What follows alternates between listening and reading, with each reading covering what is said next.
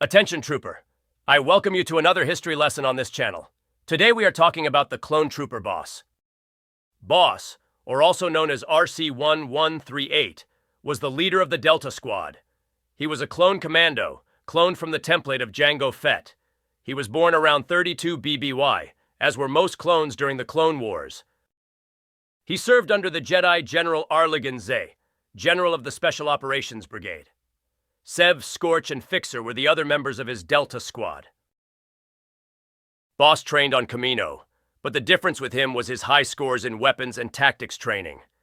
During a test of his melee skills, he broke his trainer's arm, and thus the trainer assigned him to the Delta Squad and gave him the title of Sergeant, but his squad mates called him Boss. In 22B BY, Delta Squad were deployed to Geonosis to fight in the Clone Wars' first battle.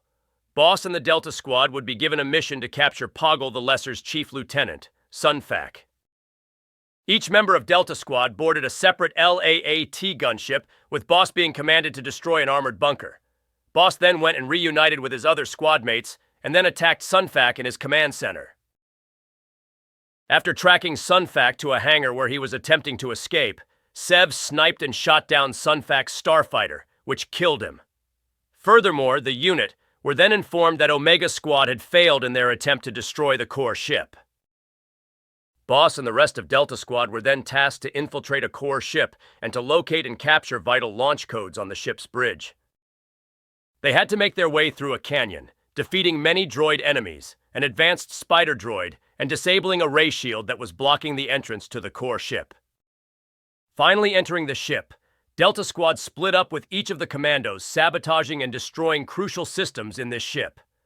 After arriving at the bridge, Delta Squad came under heavy fire from droids, but was able to complete their mission. Boss and the rest of Delta Squad were given a mission one day before the first anniversary of the Battle of Geonosis, which was to investigate the Prosecutor. The Prosecutor recently appeared after being missing for 2 weeks and was finally found without power or communication capability. Again, the members of Delta Squad split up and entered the Prosecutor at 4 different locations. Boss began making his way through the ship, but soon heard a transmission from Scorch, who got ambushed by droids. Boss reunited with the members of Delta Squad, rescued Scorch, and fought off many Trandoshan slavers, who had attacked the Prosecutor in the first place. Reaching the hangar, they had to fight off an almost overwhelming droid forces, while trying to get the Prosecutor's turbo laser battery array back online. They finally succeeded. On another mission, the Delta Squad was sent to recover some unalived Jedi that were murdered by savage oppress.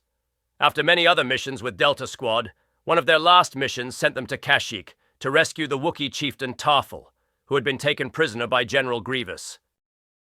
After rappelling down to the planet's surface from a gunship, the squad made their way through the jungle and found a camp of Trandoshan slavers. After defeating the Trandoshans, Boss and the rest of Delta Squad freed several Wookiee prisoners before rescuing Tarful. Boss got a visual confirmation of Grievous, but then was attacked by 2 Magna Guards, with Grievous escaping and Tarful killing the droids. After battling some more on Kashyyyk, Delta Squad started to get overrun and retreated, but Sev radioed in stating that he was coming under attack from multiple enemies. Boss ordered the squad to go back and rescue Sev, but the forward air controller, with orders from Jedi Master Yoda himself, told them to leave. Boss had to calm Scorch down due to him being upset, and the rest of Delta Squad went on to the gunship. Boss, with the remaining members of Delta Squad, would eventually become Imperial Commandos after the formation of the Galactic Empire. Boss wore Katarn armor, the armor worn by all Republic commandos. This armor featured an advanced HUD, which could be activated by looking up at the top right and blinking twice, fast. This armor also bore orange markings. His right shoulder plate was larger than his left. Boss possessed a DC-17M interchangeable weapon system, along with a DC-15S sidearm blaster. From time to time, he acquired additional weapons from enemies he defeated, including the Geonosian elite beam weapon, LJ-50 concussion rifles, and ACP scatterguns.